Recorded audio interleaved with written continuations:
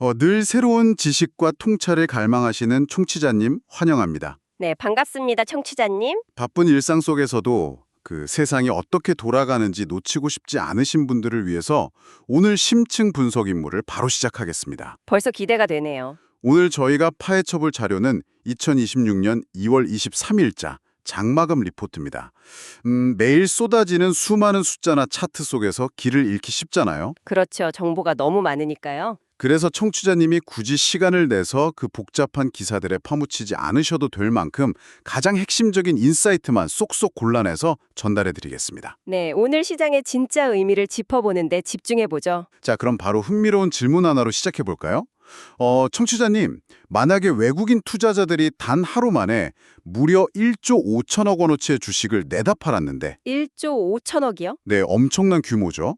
그런데 주가는 오히려 3일 연속 사상 최고치를 경신하면서 코스피 6천선을 향해 돌진하고 있다면 청취자님은 이거 믿으시겠습니까? 참 방금 들으신 그 믿기 힘든 상황이 바로 오늘 우리 시장에서 실제로 벌어진 일입니다. 정말 놀라운 하루였어요. 네, 현재 글로벌 마켓은 과거 우리가 알던 그 전통적인 경제 논리로는 쉽게 설명되지 않는 아주 흥미로운 변곡점에 진입해 있습니다. 변곡점이요? 맞습니다. 오늘 심층 분석에서는 단순히 지수가 얼마 올랐다 내렸다를 넘어설 겁니다. 미국과 한국 증시가 왜 완전히 다른 길을 가는 탈동조화 현상을 보이는지 짚어볼 거고요. 아, 그 부분 정말 중요하죠. 그리고 지정학적 위기 속에서 요동치는 원자재 시장, 또 암호화폐 시장이 서로 어떻게 연결되어 있는지 거시적인 그림을 쫙 그려드리겠습니다. 아주 든든합니다. 참고로 본격적인 분석에 앞서서 하나 명확히 짚고 넘어갈 부분이 있습니다. 네, 어떤 걸까요? 오늘 내용 중에 관세 정책을 비롯해서 꽤 민감한 정치적 사안들이 등장합니다. 하지만 저희는 특정 정책에 대한 지지나 비판 등 어떠한 정치적 입장도 취하지 않습니다. 당연하죠. 철저히 중립을 지킵니다. 네, 오직 시장 참여자들이 이 정책적 불확실성이라는 재료에 어떻게 반응하고 자본을 이동시키고 있는지 그 객관적인 현상만을 전달해 드릴 예정입니다. 아주 명확한 기준 좋습니다. 그럼 바로 오늘 코스피 시장의 그 거대한 팽팽함부터 들여다보죠. 네, 코스피 지수 상황부터 볼까요? 오늘 코스피는 전일 대비 0.65% 상승한 5,846.09로 마감했습니다. 올렸네요. 네, 장중 한때는 5,930일까지 시원하게 치솟으면서 그야말로 엄청난 롤러코스터 장세를 보였는데요.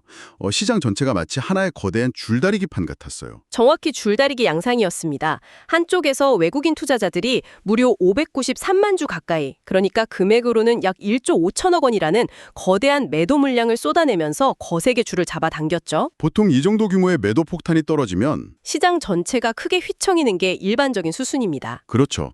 그런데 그 반대편에서 개인 투자자들이 약 1조 원, 정확히는 415만 주를 순매수하고 기관까지 굳건히 가세하면서 이 어마어마한 매도세를 버텨냈습니다. 버틴 것을 넘어서서 오히려 지수를 위로 끌어올렸다는 게 가장 놀라운 포인트죠. 야, 개미들의 반란이라고 해도 과언이 아니네요.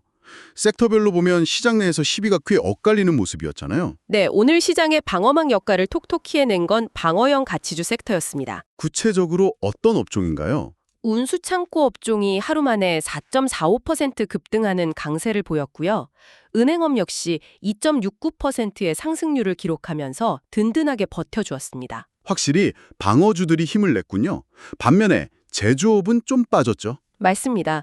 제조업 섹터는 2.40% 하락하면서 꽤 무거운 움직임을 보였습니다. 시가총액 상위 종목들의 면면을 봐도 이런 자금 이동이 아주 뚜렷하게 보입니다. 한국 증시를 대표하는 삼성전자와 현대차가 각각 1.53% 그리고 2.75% 상승 마감하면서 긍정적인 흐름을 주도했거든요. 반면에 배터리 관련주들은 분위기가 꽤 가라앉았죠. 네, 삼성 SDI가 2.61% 하락했고 LG 에너지 솔루션도 1.37% 내리면서 부진한 명암을 보여줬습니다. 여기서 좀 더 깊이 들어가서 분석해봐야 할 부분이 있습니다. 어떤 포인트죠?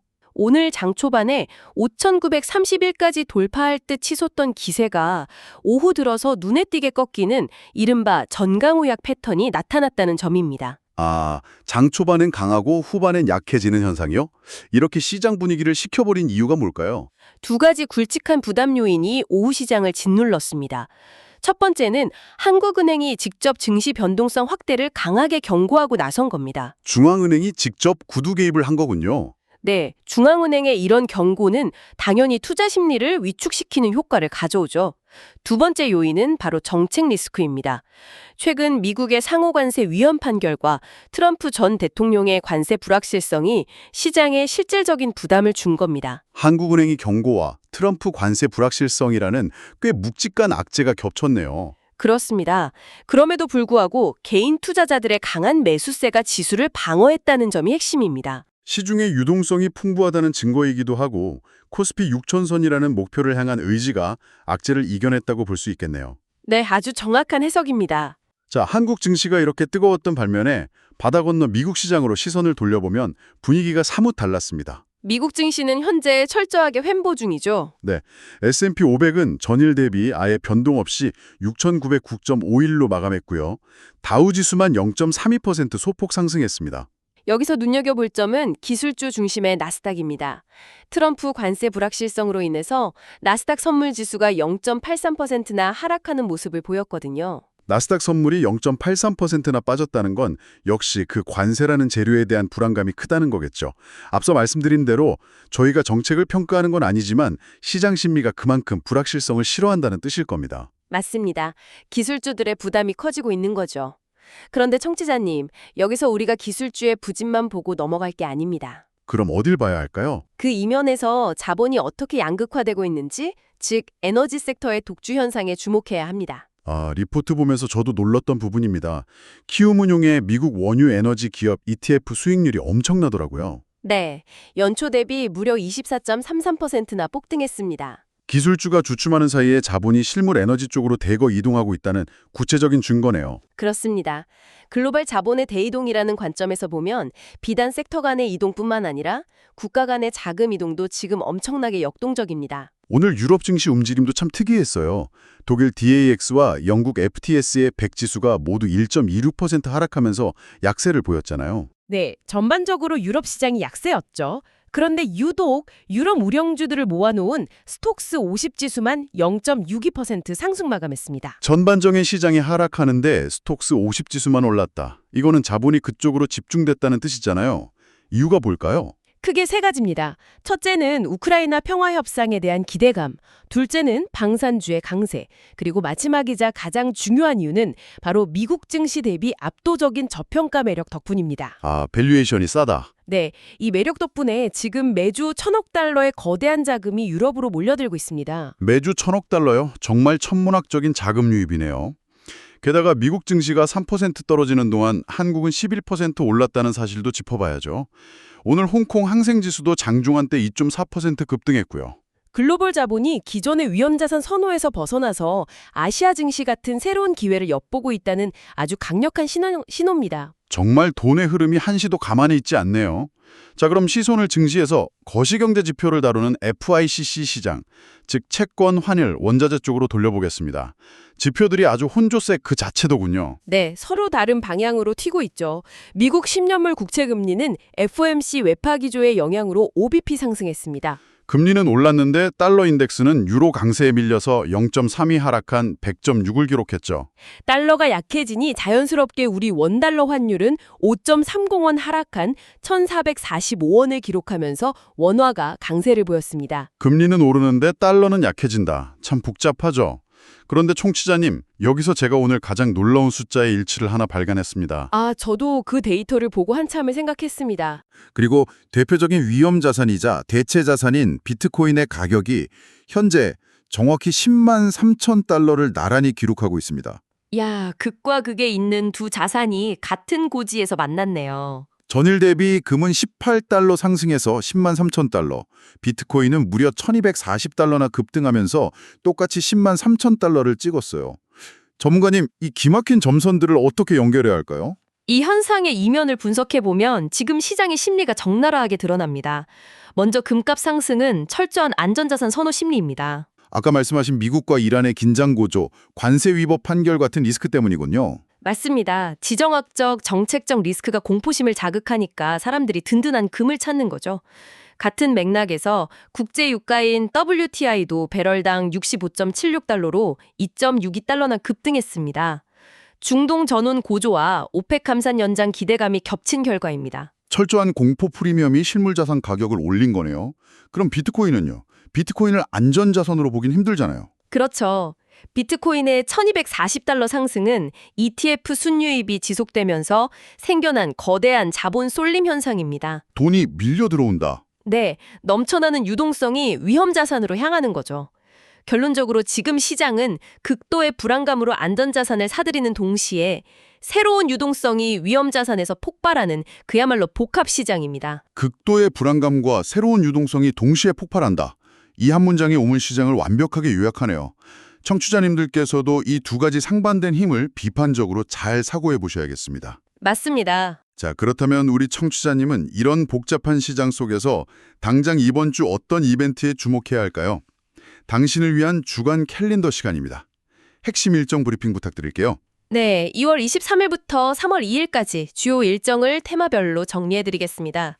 먼저 기업 실적입니다. 화요일에 홈디포 실적이 있죠. 네, 홈디포 실적이 화요일에 있고 무엇보다 시장의 최고 관심사인 수요일 엔비디아 실적 발표가 기다리고 있습니다. 엔비디아요. 앞서 기술주 불안을 말씀하셨는데 엔비디아가 이 불안을 잠재울 수 있을지가 관건이겠네요. 그게 핵심 관전 포인트입니다.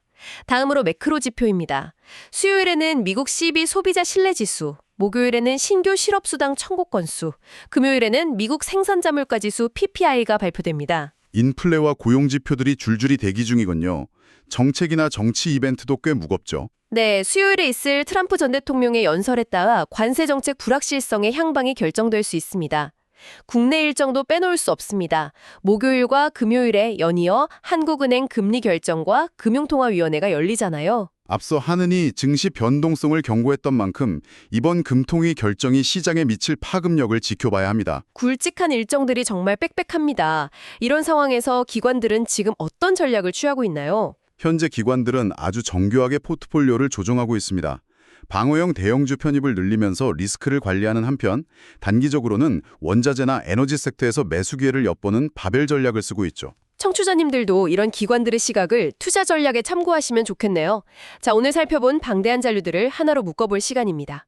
외국인의 1조 5천억 원 거센 매도 폭격 속에서도 6천선을 향해 가는 코스피의 역설. 네, 관세 폭풍 속에서 횡보하는 미국 시장과 저평가 매력을 노리고 반등을 시도하는 유럽 및 아시아 시장의 대이동, 그리고 중동의 긴장함 속에서 똑같이 10만 3천 달러를 가리키고 있는 금과 비트코인까지. 정말 쉼없이 달려왔네요. 네, 정모의 바닷속에서 오늘 저희의 심층 분석이 청취자님만의 든든한 나침반이 되었기를 바랍니다. 네, 큰 그림을 보시는데 도움이 되셨을 겁니다. 마지막으로 오늘 이 분석을 마무리하면서 지금까지 다루지 않았던 새로운 화두를 청취자님께 던져드리고 싶습니다. 아주 중요한 질문이죠. 과거에는 외국인이 주식을 팔면 주식시장은 무너진다. 이게 시장의 절대적인 공식이었습니다. 네, 교과서적인 진리였죠. 하지만 오늘 우리는 그 공식이 철저히 깨지는 것을 눈앞에서 목격했습니다. 더불어서 가장 오래된 안전자산인 금, 그리고 가장 파괴적인 신흥자산인 비트코인이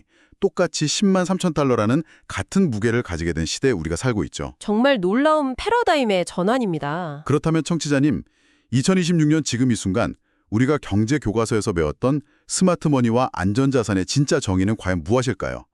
과거의 법칙이 무너진 그 자리에는 지금 어떤 새로운 룰이 세워지고 있는 걸까요? 투자자라면 반드시 스스로 고민해봐야 할 질문입니다. 오늘 하루 이 질문에 대한 답을 스스로 곰곰이 고민해 보시길 권해드립니다.